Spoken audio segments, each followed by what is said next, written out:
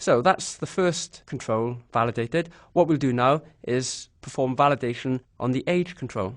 Now, in fact, we actually want to associate two validators with the age control. We want to associate a required field validator to ensure that the user does actually enter an age. And also, we want to associate a range validator to ensure the user enters an age value in a certain range. So we'll do that in a moment. Let's just click on the required field validator and set its properties. So this will be the same as before, pretty much. So we'll set the ID to be age required field validator.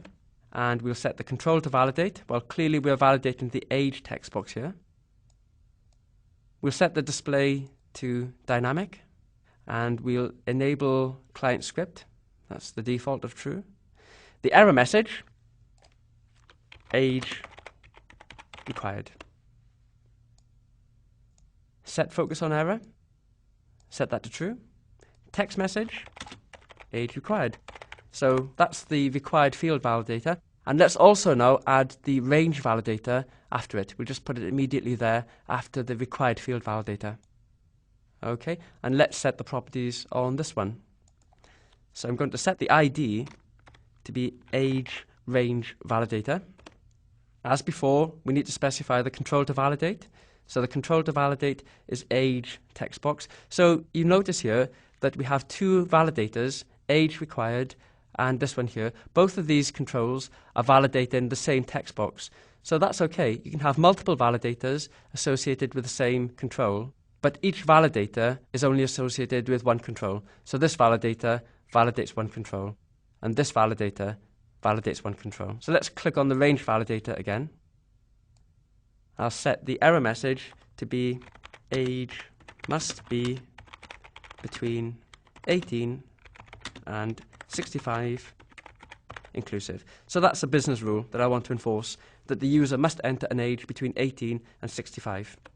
Now that's just the text message. We also have to set up the minimum value and the maximum value properties. So the minimum value will be 18 and the maximum allowable value is going to be 65. And that's inclusive, so if the user enters 18 or 65, that's okay, but 66 wouldn't be okay, and 17 wouldn't be okay. Set focus on error, so we'll set that to be true. We'll set the text message to be the same as the error message. Age must be between 18 and 65, and we're done. So let's run it, Control F5, and see if that works. So first of all, let's type in a valid age, 18, and tab out. That's good. Let's enter an invalid age, 17, and tab out.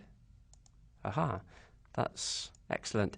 And now we'll enter the upper range, 65, and that's valid. And now we'll try 66, and that's not valid. And also, let's just think about what happens if we leave it empty. So let's delete the content and try to tab out. And there we go. So it's displayed the age required error message instead. Okay, that's all looking marvellous. So let's close Internet Explorer. And just before we move on, I did say I was going to describe what the purpose is for the display property. So age required, I set that to be dynamic. Let's set that to be static. And also for this one, oh, that is static already. So let's leave that as static. And let's see what difference that makes. Let's run the application again. And enter a good age, first of all, 18. Very good. Now let's enter a bad age, 17. And you can see the validation error occurs way out here if I leave the field empty. Now you can see what's happening here. When you set the display mode to be static, it reserves that amount of real estate in the display area, so that it reserves this amount of area for the first validator, and then the second validator appears over here. And that's statically reserved. And really, we don't want that. We want the error messages to appear always left aligned along here. So dynamic alignment is what we want. So we'll specify dynamic display for that one. And for this one, we'll also specify dynamic display, so that the size of the validation controls is computed dynamically and it doesn't reserve space on the screen if not necessary. And actually, before we move on, just one other thing. When you specify a range validator, you really should specify, there we go, you really should specify what type of data you're validating. At the moment, it's validating as if the data we're entering is a string, and really we should be validating on the integer data type. So make sure that you set, for your range validator, make sure you set the type to be integer in this example.